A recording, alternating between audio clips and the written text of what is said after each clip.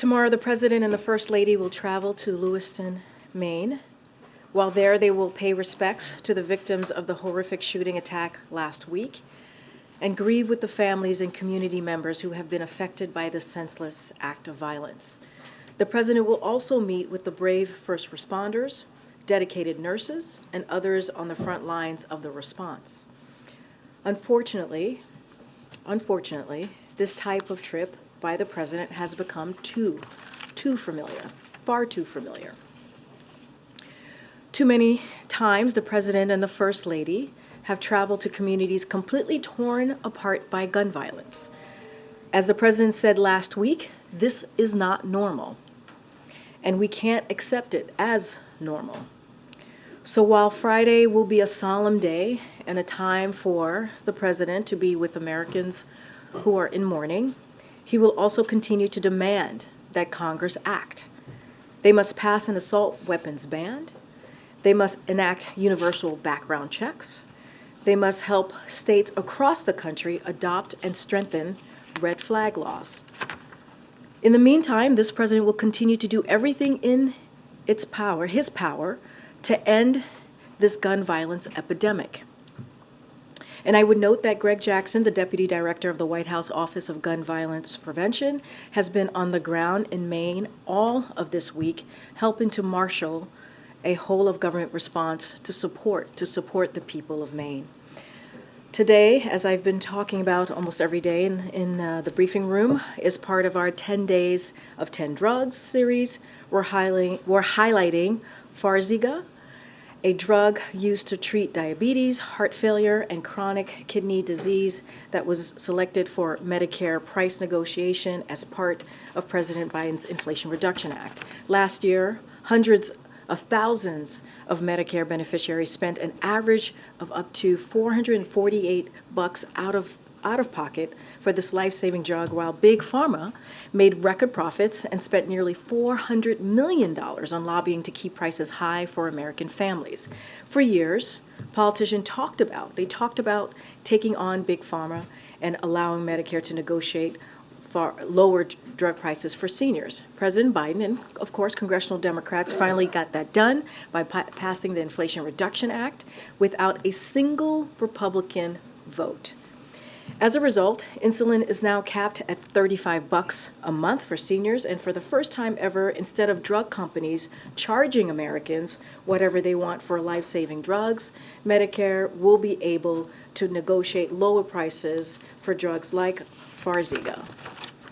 And finally, before I turn it over the past few months, you have heard scores of current and former national security officials, veterans, and hundreds of military spouses and families sound the alarm on Senator Tommy Tuberville's dangerous blockade on many and nearly 380 military appointments.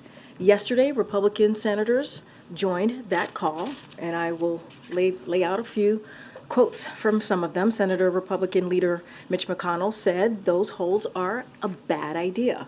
Republican Senator Joni Ernst said that Tuberville was using nominees as political pawns, and I do not respect men who do not honor their word. Republican Senator Dan Sullivan said that Tuberville's blockade is 100% wrong, will be remembered as a national security suicide mission, and a downgrade of our readiness. Republican Senator Lindsey Graham said, Senator Tuberville is doing great damage to our military. Let me say that again. Senator Tuberville is doing great damage to our military. Republican Senator Todd Young said Tuberville's holds just doesn't make sense to me. And Republican Senator Mitt Romney said, we recognize that there is a personal suffering as well as issues of military readiness, so we need to act. Nearly all of them warned of the risk we face of service members leaving military service if its blockade continues. So we agree. We've been very clear about this for the past several months. These vacancies are causing serious damage to our military readiness and our national security.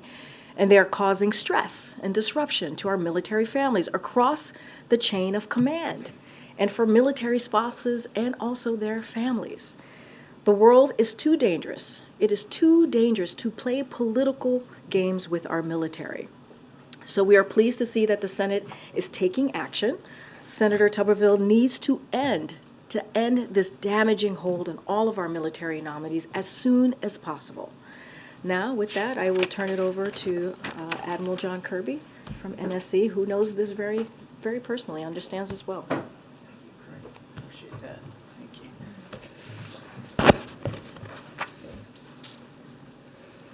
Afternoon, everybody. Let me get my cheaters out here.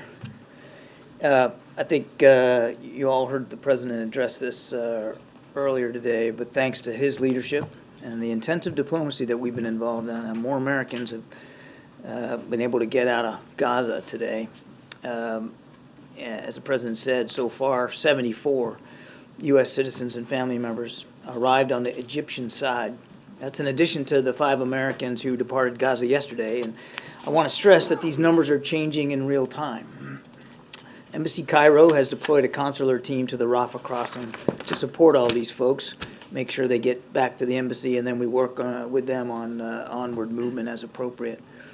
We obviously continue to be focused on getting as many Americans out as quickly as possible, and we still fully expect that more Americans will be able to depart, hopefully more today, but certainly we're looking for them to depart at a similar pace, if not better than what we've seen. But again, I want to stress again, it's a fluid situation.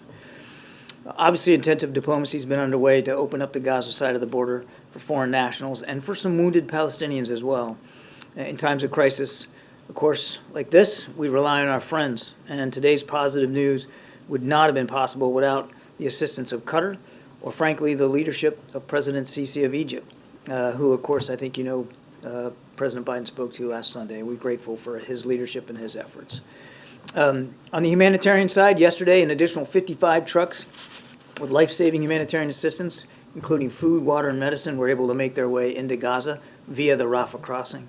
We're hoping that the number of trucks crossing into Gaza will continue to increase as well. We know that 55 more trucks, which brings us to more than 220 total since the 21st, is not enough. And we're going to continue to work to get more in there. Increasing that aid has been a top priority of the President and a keen focus of his diplomacy. Speaking of diplomacy, today the President's going to participate in 2 bilateral meetings. Actually, I think he's already done the one, met with President Luis Abinader of the Dominican Republic to discuss a host of shared priorities, including deepening bilateral economic ties, advancing our democratic principles and labor rights, as well as addressing the security situation in Haiti. And then later today, he's going to meet with President Gabriel Boric of Chile to discuss issues of shared concern, including promoting further economic cooperation, combating climate change, and addressing irregular migration. And of course, all of those discussions, those 2 bilateral meetings come just ahead of the inaugural America's Partnership for Economic Prosperity Leaders Summit that's here at the White House. And we're glad to have the participation of all members of the partnership here for this summit. The majority of them will be at the leader level. This Leaders Summit advances President Biden's commitment to strong regional partnership in the Western Hemisphere, as he announced during last year's Summit of the Americas.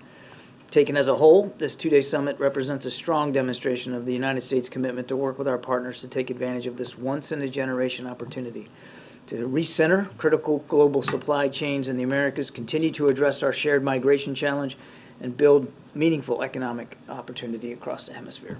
Thank you. Thanks, John.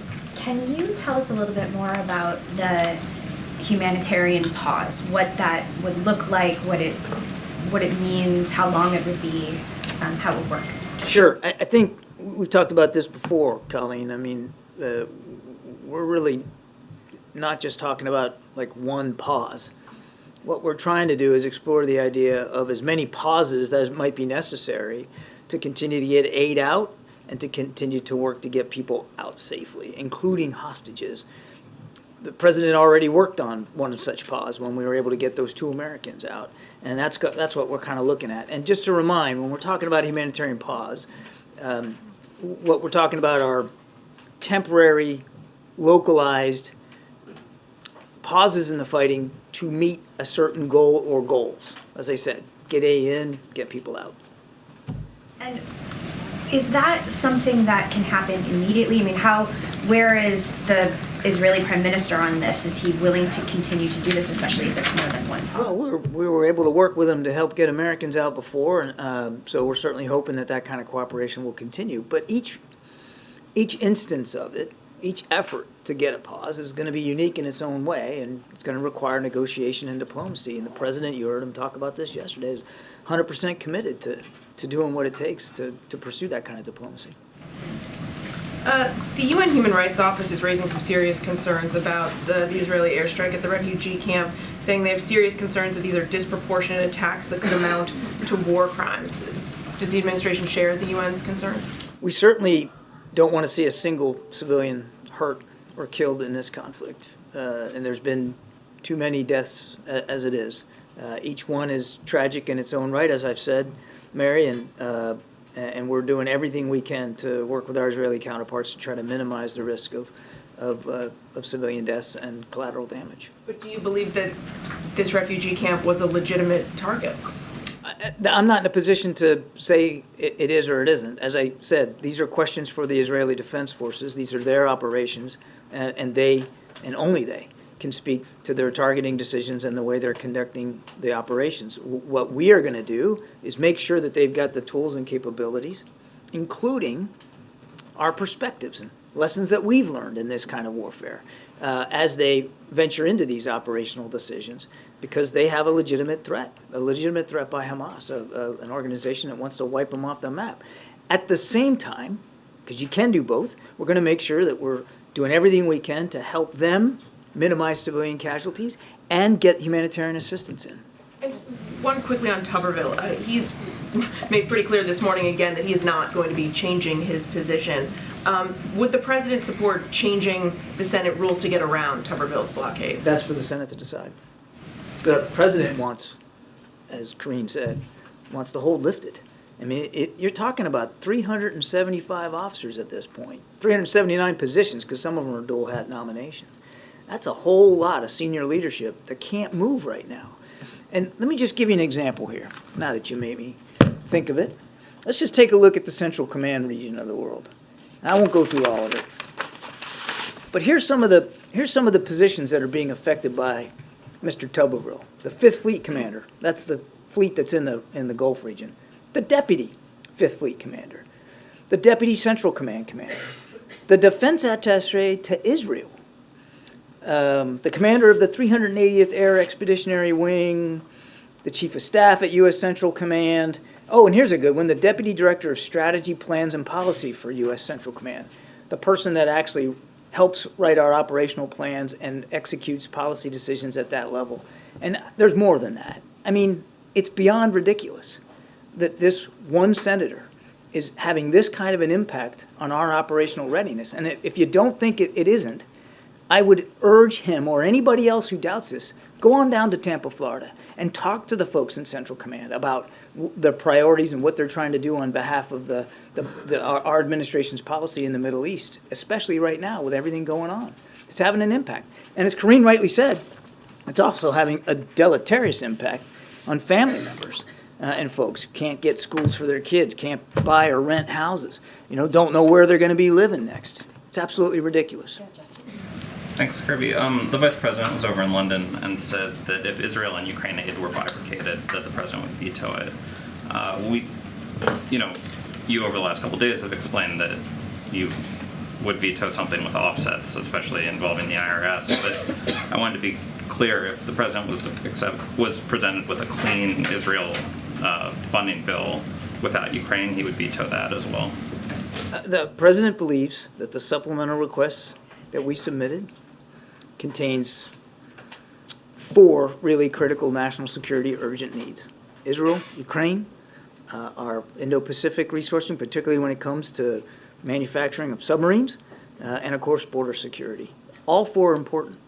And the whole idea of an urgent supplemental is you're submitting what you think are urgent requests, and the President wants to see all of them honored, all of them acted on by Congress, all of them together. We wouldn't have submitted it that way if we didn't believe that they all weren't important and should be acted on together.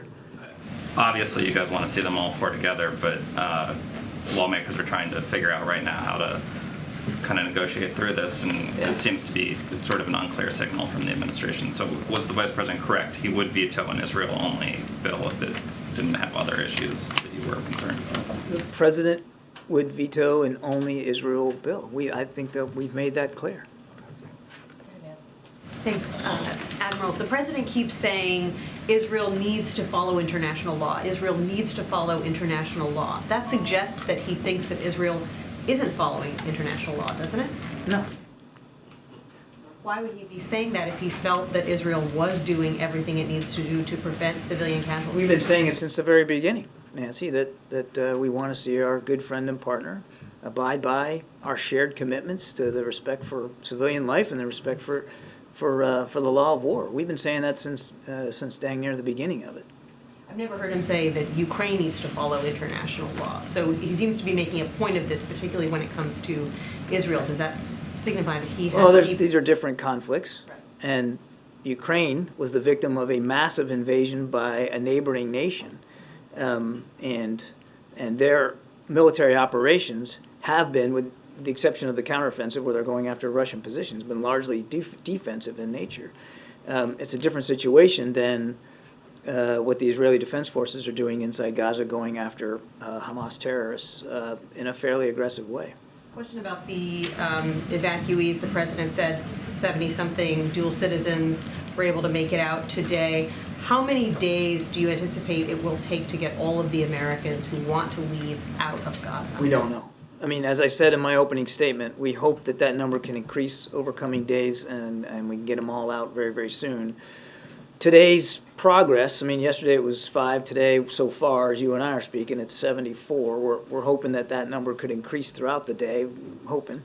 So that's a good sign that the trajectory is going in the right direction. We want to get them all out as soon as possible, but I couldn't put a date on the calendar and tell you that's it. And just very quickly, is part of the deal that none of them will stay in Egypt, that they'll all leave and go elsewhere? That's going to be up to them. I mean, they're free citizens. They're American citizens, and they've got families to look after, and that's why we're getting them all collected at the embassy in Cairo, and our consular staff who collected them, verified all their identities, got them on buses, and now we're going to be working on whatever onward movement they might want.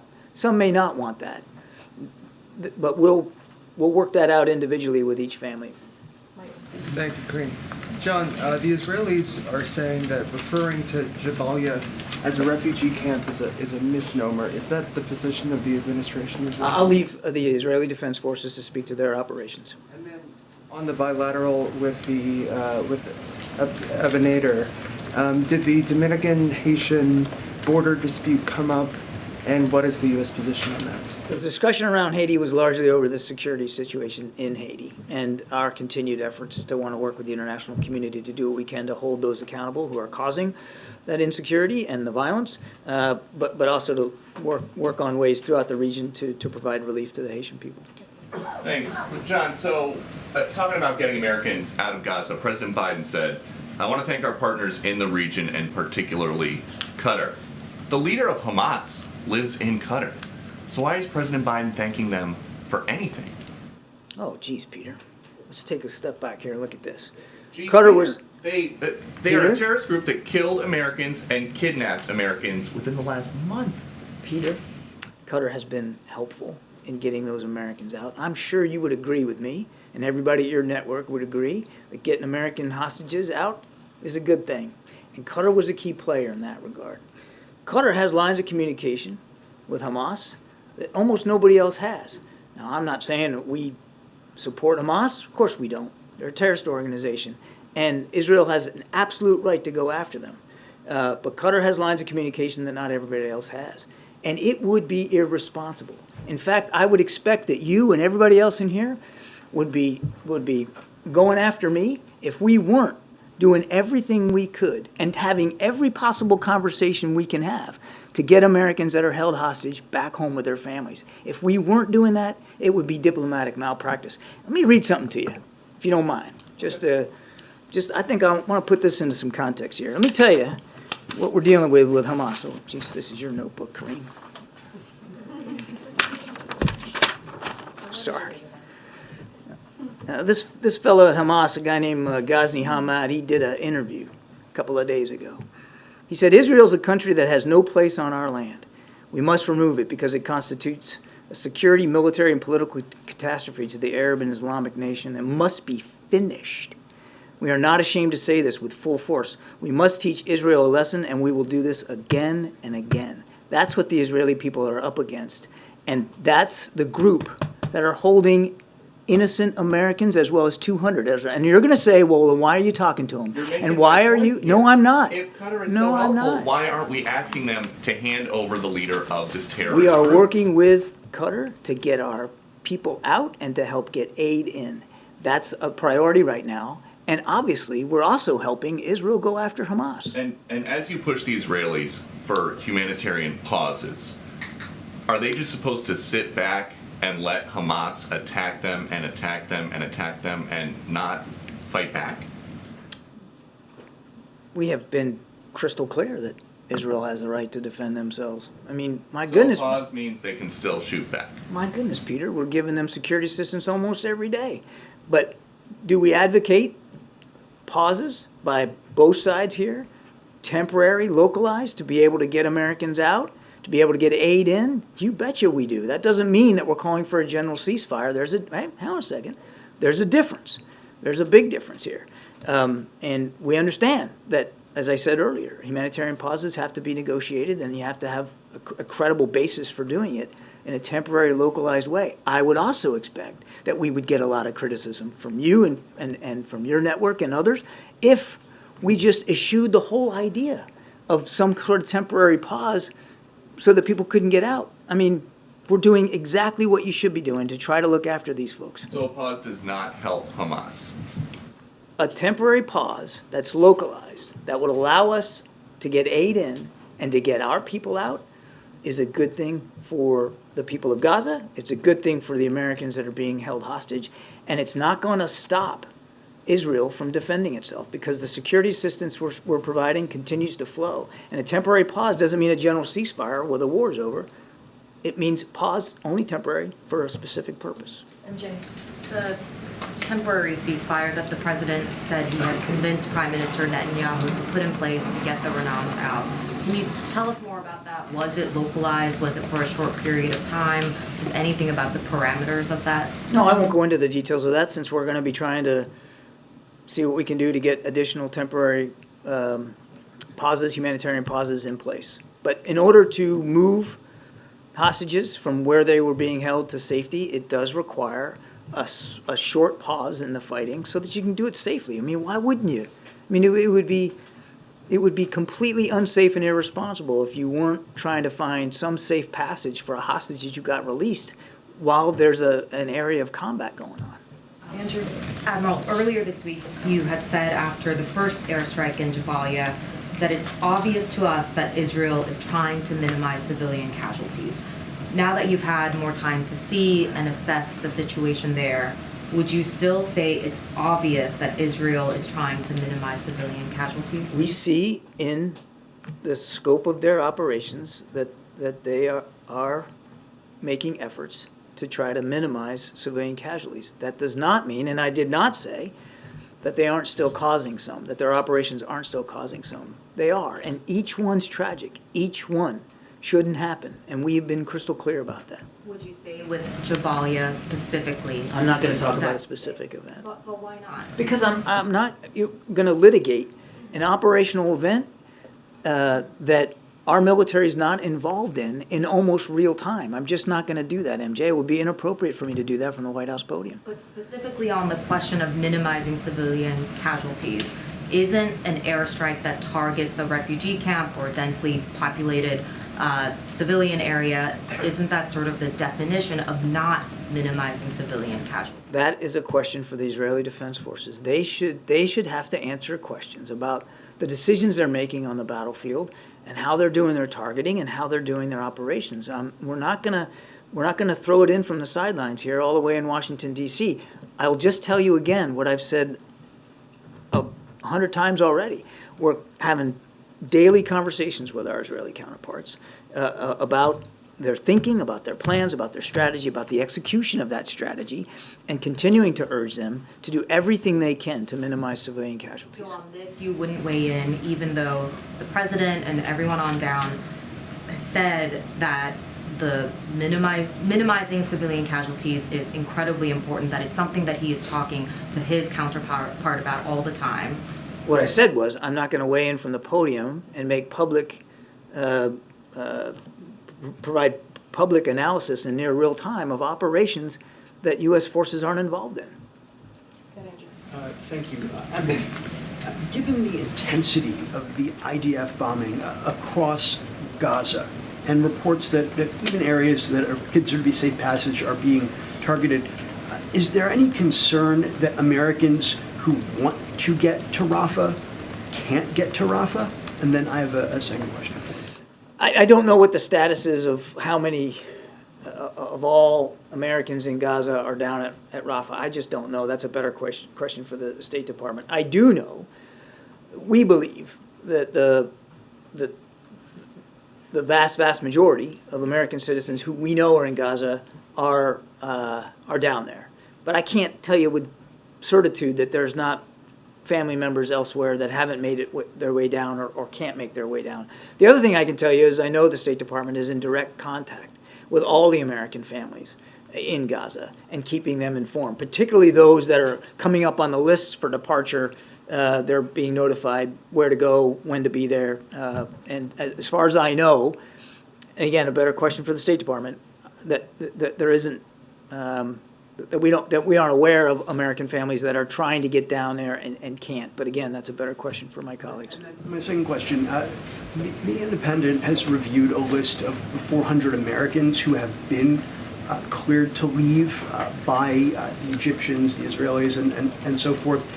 There have been prior reports that there were, I believe, between 500 and 700 Americans in Gaza. So I'm just curious about this discrepancy. There are 400 cleared to leave. If there are several hundred more in Gaza, is there a reason that they have not been cleared to leave? Have they not asked? Are they on some other list? And why then would the U.S. Not object to U.S. passport holders not being allowed to exit? So what you're talking about a rolling process here. I think our estimate is somewhere between 1,000 and 1,200 U.S. citizens, and that includes, dual nationals and legal permanent residents and family members. So then the pool is somewhere in that number, somewhere there, about 400 families. But this is a rolling process of getting folks out. So we know that there have been 400 that have gotten through that process, and we fully expect that the rest of them will get through that as well. Patsy. Thank you, Corinne. John, I have a question on the Islamophobia strategy, but first 2 quick ones on Gaza. In London, the Vice President said that every Gazan who wants to go back after the war will be allowed to. Does the President agree, and how will the U.S. ensure that Israel will allow this? Say that again? The Vice President in London said that every Gazan who wants to go back after the war will be allowed to do that. Does the President agree, and how will ensure that Israel will allow this? Of course. I've said this before. It's nothing new. That if a citizen of Gaza finds themselves outside of Gaza and they want to go back to their home, yeah, we absolutely support that, and we'll work with partners in the region to make it happen. Okay. And on still on Gaza, this week Israel released intelligence showing Hamas taking fuel from the Indonesian hospital in Gaza. It appears with the knowledge of the hospital's director. Is this something that you can confirm? Nope.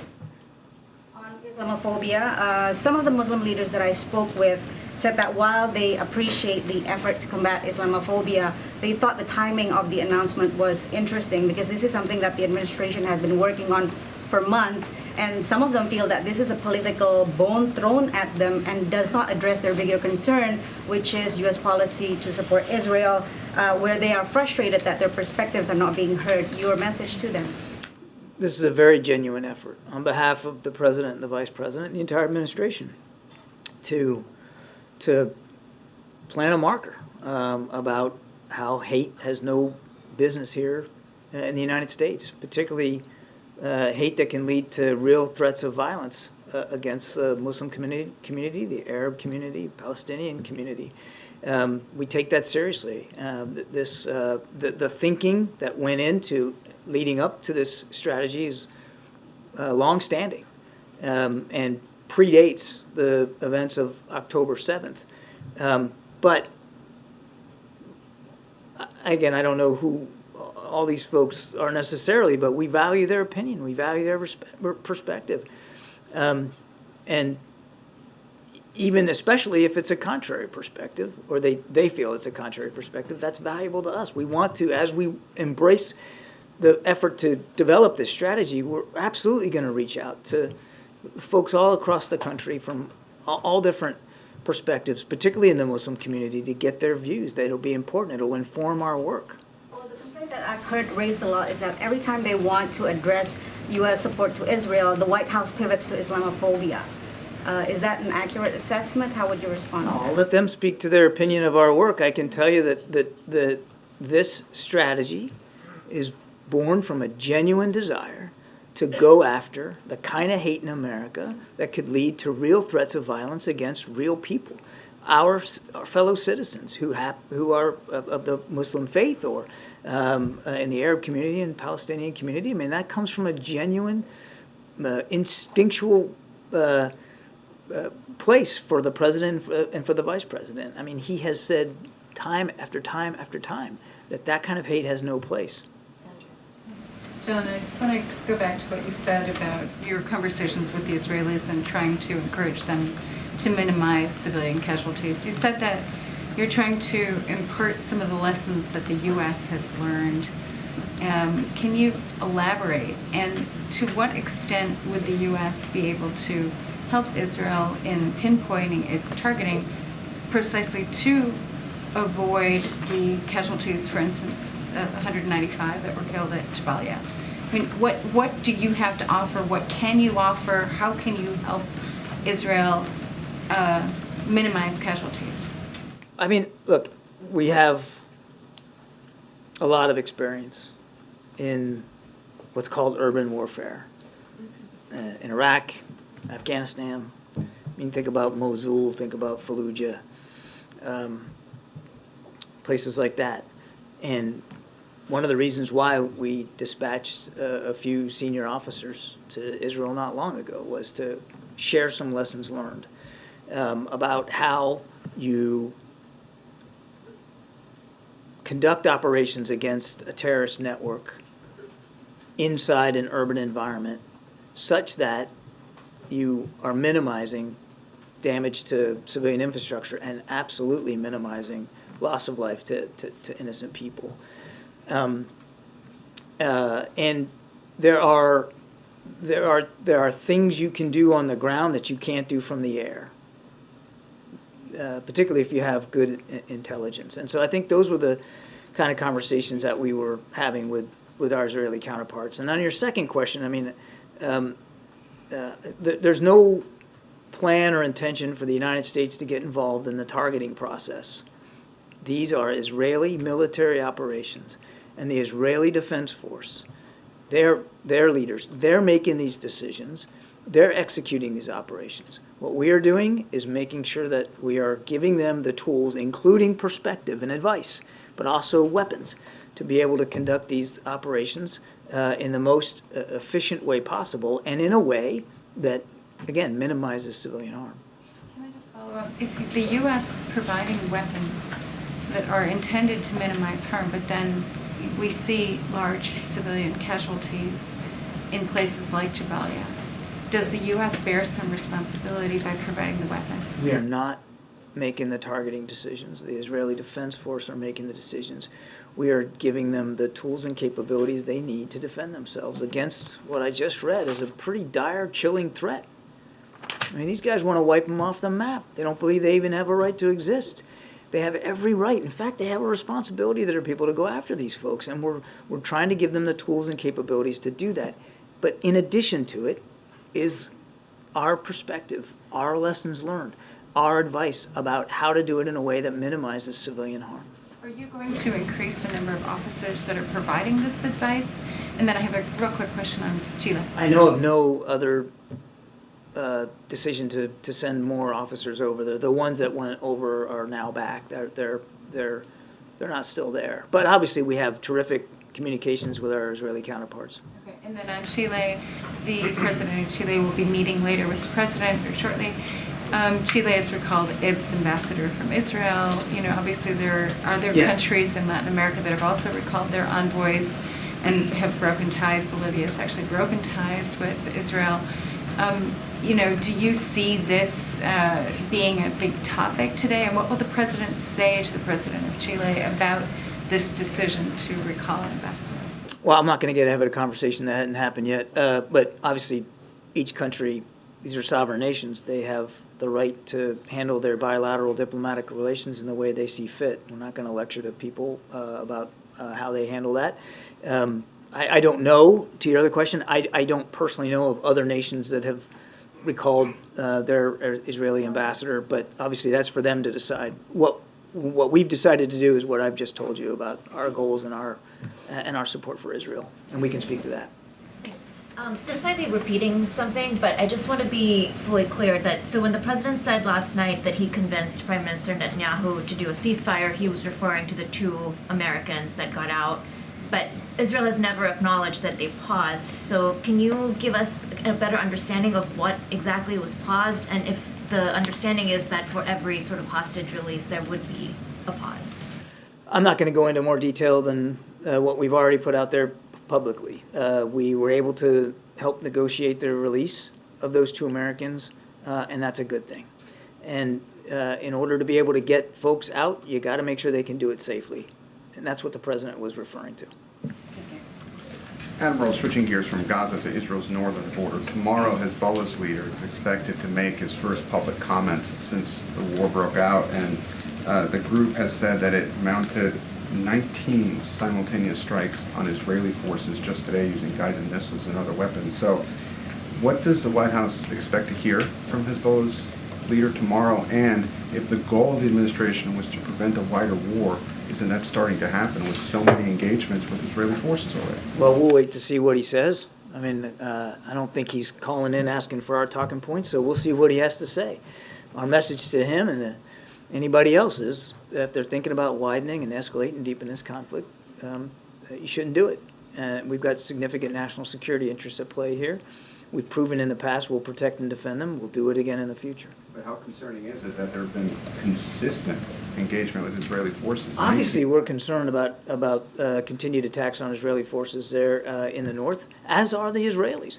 But I don't believe we've seen any indication yet specifically that Hezbollah is ready to go in full force. So we'll see what he has to say.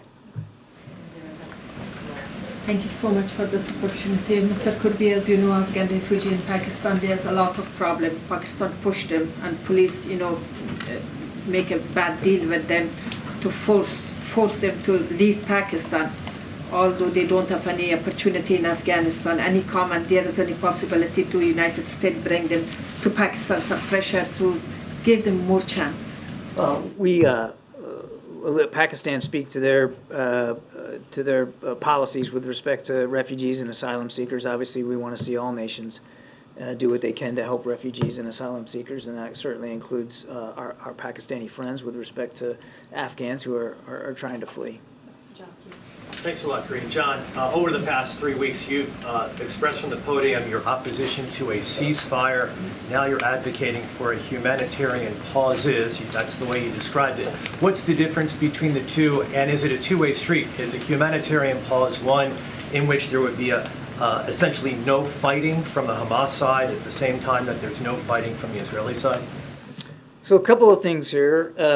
First, you said now we're advocating. This is something we've been talking about now for several days. In fact, Secretary Blinken brought it up at the UN, believe late last week. I mean, this is not some new idea that we're just introducing into the intellectual pool here today. And I'll repeat it again. When we talk about a general ceasefire, we're talking about a stoppage of fighting all across the front, if you will, all across the battle space, where neither side everybody lays down their arms and it's a general ceasefire. Usually, when you're talking about a general ceasefire, it is about trying to find a cessation to the hostilities, to try to get to a truce, right? Or to some sort of end of the war. That's what we mean by a general ceasefire. And we aren't advocating for a general ceasefire at this point. As I said earlier, we believe that a general ceasefire would benefit Hamas in providing them breathing space and time to continue to plot and execute attacks on the Israeli people. A humanitarian pause, when we talk about that, it is temporary, localized, and focused on a particular objective or objectives. Humanitarian aid in, people out. And in a pause, again, each one would have to be negotiated separately and distinctly, but the general idea is that in that geographic space, for that limited time, there would be a cessation of hostilities enough to allow whatever it is you're trying to allow. Does that make sense? Does that lay it out? It does. You've spent most of your professional life in the military. I don't know the answer to this question. Was there a time in the U.S. fight against al-Qaeda in which the U.S. implemented humanitarian pauses? I'm not aware of any, but I would remind you that al-Qaeda, wasn't in possession of 200 hostages in Iraq or Afghanistan, and it's a different situation. But that's what we're talking about here. Thank you. Senator Durbans became the first U.S. Senator to call for a ceasefire today. Do you have any response to that? I know you have said that would benefit Hamas. Is there an analysis about how long this process could go before it no longer benefits Hamas to have a ceasefire? And how are you doing that analysis, especially as additional lawmakers call for ceasefire? Well, there's no change to our view right now that a ceasefire is not in the best interest of the Israeli people and the Israeli government, who are trying to protect those people. That's where we are. Secondly, about the communications blackout in Gaza. You spoke about this a few days ago. You said that the U.S. played a role in getting that reversed. Yeah. There was another report about a blackout yesterday. Is it the U.S. position that communications blackouts, cutting off internet, cutting off phone access, is against U.S. policy for Gaza at this point? There are times in military operations where you want to limit your enemy's ability to communicate. And we've seen that in the war in Ukraine. Both Russia and Ukraine trying to limit each other's ability to communicate, and sometimes that means in the execution of that task that you're also shutting down sectors of the public communication vehicles. So, I can't sit here and tell you that in warfare, either side might see benefit in doing that and a legitimate need to do that, to shut down an enemy's ability to communicate amongst itself, move its forces around, make decisions, execute command and control. But in this particular case, we felt that such a blackout was specifically hampering the ability to get humanitarian assistance in, and hampering the ability of humanitarian agencies to communicate with their people on the ground to try to solve a level of desperation that we just haven't seen in a very, very long time. And so we did not believe that it should continue, and we did have a hand in helping get it stopped. Michael, and then we got to wrap it up, guys. Thanks. John, on the subject of hostages, Hamas says that at least 7 were killed in these Israel strikes on this Jabalia refugee camp, including at least 3 with foreign passports. Does the U.S. think those numbers are accurate? And of those 3, do you know if any of them were Americans? No, sir. I don't have any information to verify those claims. Great, Phil. Thank you. I wanted to ask a quick question about Ukraine and then a follow-up to something you said previously. In an interview with The Economist, Ukraine's top commander acknowledged that his forces are locked in what he called a stalemate, and he went on to say that there's no chance that a significant breakthrough in the front there is imminent.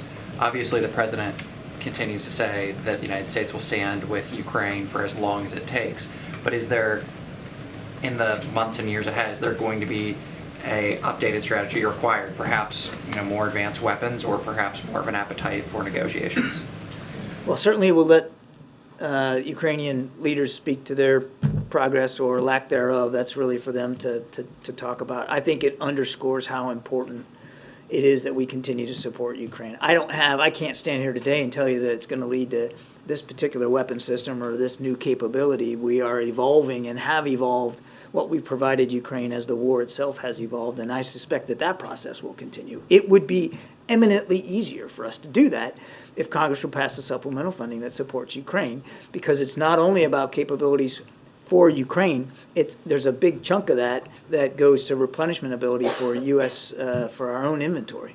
And then you said moments ago that the president would veto an Israel-only bill, but you also noted that each of those 4 categories, I believe they were Ukraine, Indo-Pacific, the border, and Israel, they were all critical, and that's the point of supplemental, that you do it as the need occurs. So can you kind of take us into the president's mindset here? Why not triage this, and as you have opportunities to meet those critical needs, why not take them as they come rather than wait and try and deal with them all at once? I think in our statement of administration policy, we laid out very clearly why we wouldn't want to do that and why we think that all of the things we've asked for in the supplemental are important. And let's go back on the Israel-only thing. The way the House Republicans have carved this out is no humanitarian assistance. It only goes to security assistance for Israel. And that's got to be a non-starter. I mean, that's nothing more than partisan politics right there. I mean, here we are. I've been taking I don't know how many questions about civilian casualties and the desperation of the people in Gaza. I mean, it's incorrigible that anybody would think that we wouldn't need some additional funding to help get food, water, and medicine to these people. They didn't cause this. They didn't ask for that. Hamas doesn't represent them. They're victims too, and they need that support. Thanks, sir. Thank you. Sorry, Corinne. I've made a mess of your whole. Let me just clean up here. I think it's right. I've got all my. They all say the same thing, John. It's okay. No, I did. They make a mess? I think that's better. It's okay. Right. Thanks.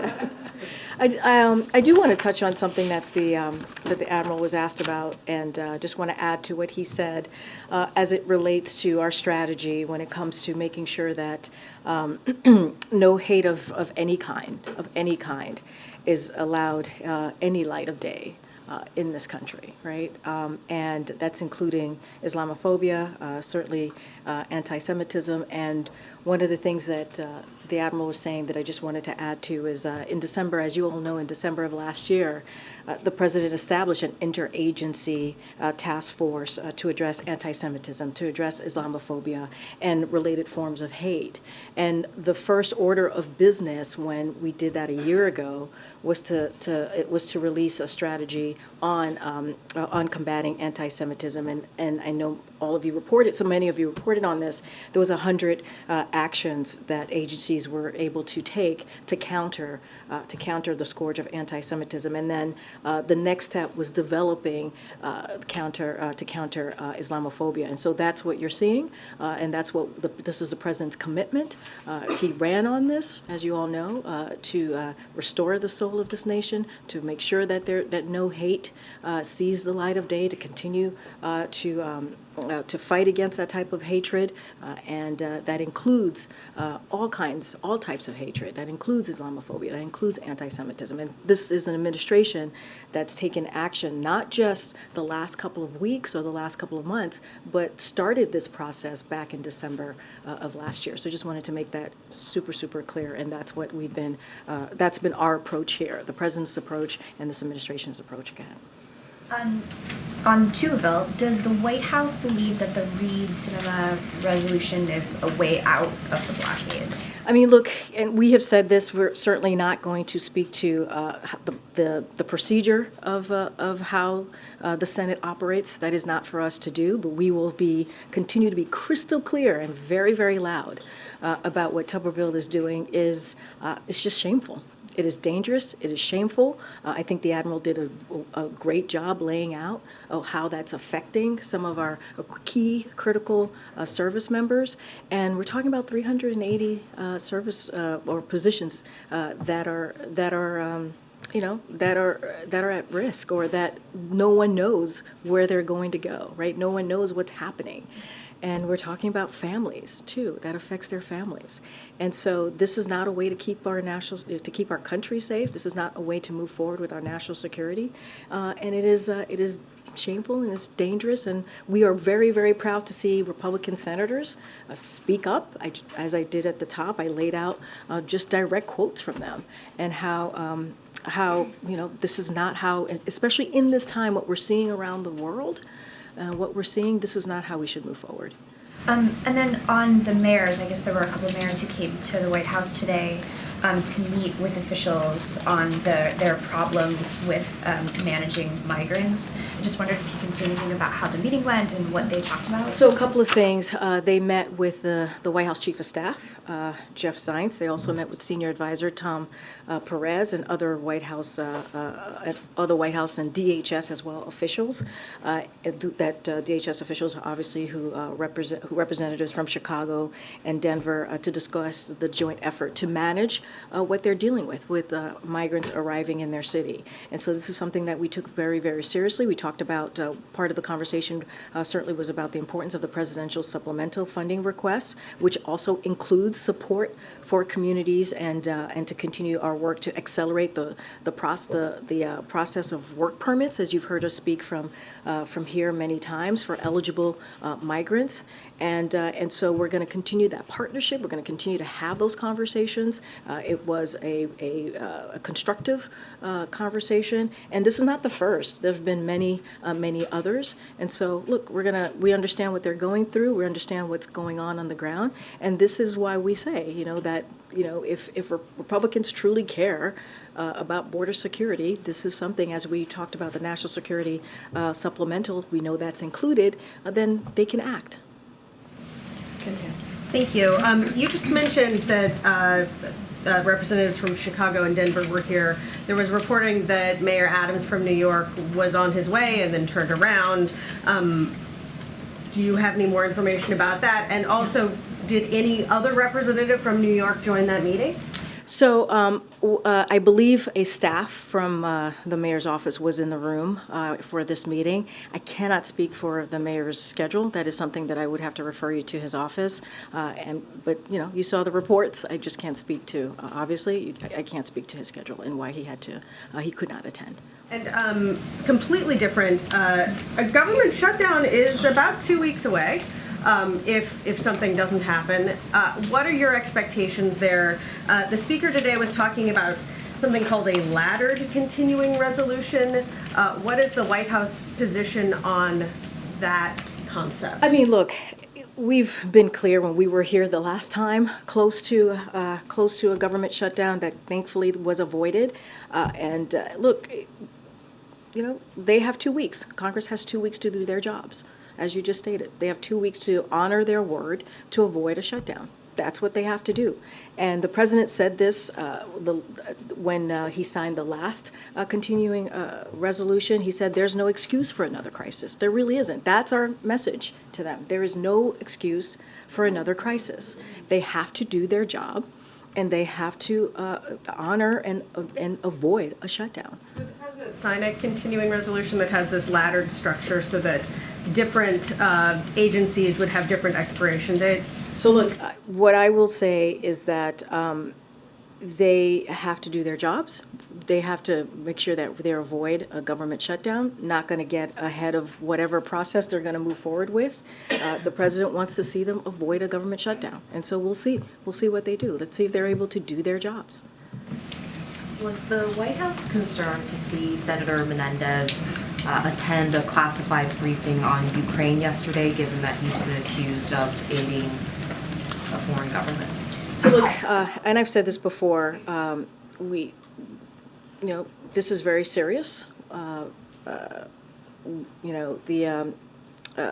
The investigations, we take them very seriously. I don't have anything to say about, to comment about the meeting that he attended, the classified meeting that he attended. Just not going to get into that from here, but obviously we take this very seriously. Yeah, I just want to follow up on the Islamophobia question. with this initiative, are you going to be reviewing laws and regulations that are in place across the U.S. government that are targeted at Muslims and you know, not just in the federal level, but also the state and local level? Do you see some scope for those measures to be rescinded? And in what kind of time frame is that even possible? So look, we're definitely going to, one thing I can say is we're going to continue to have conversations with community leaders, advocates, and members of Congress and others as we, move forward with the strategy. This is something that this entire administration takes very seriously, and make sure that every American has the freedom to live their lives. Certainly we can get you more specifics on what this is going to, the strategy is going to look like, the breakdowns and the agencies that are going to be involved, and I can't speak to specifics of investigations or penalties of that nature, but this is the beginning of it, and certainly this is something, like I said, the first step of order of business was back in May when we released a strategy on combating anti-Semitism, and this is the next steps, and certainly we will have more to share as the days go by. And on Maine, if I may, you said that this is, these visits are difficult and painful for the president. Are you planning to, after this latest shooting, is there any action that you're planning in terms of maybe bringing people together again, local officials? We've set the incident, the tragedy in Maine did cause Representative Golden to change his view on an assault weapons ban. Are you seeing any other lawmakers come forward that might have changed their view? And will there be any kind of a summit or gathering? There's a lot that you're asking in that question there, Andrea, and all very good questions. Look, one of the things that was so important for the office to be created, the Office in Preventing Gun Violence, obviously one of the pillars to that office is making sure that all of the executive orders that the president put forward is accelerated, right? That we move really much faster on getting what the president signed out there to states and obviously to Americans who are suffering and just communities out there who are suffering, but also to make sure that the law that was the bipartisan law also gets moved out very quickly.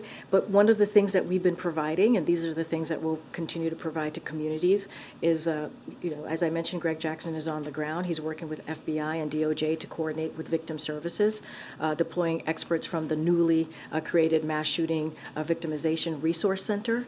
That's something that we're doing. We're coordinating with the Department of Education and HUD to support school reopening strategy, because that was obviously really important as the schools had to shut down, and emergency housing as needed throughout the region. So there are a lot of steps that we're doing that is part of this office that's going to help the community on the ground. As it relates to Congress, look, we've been very clear.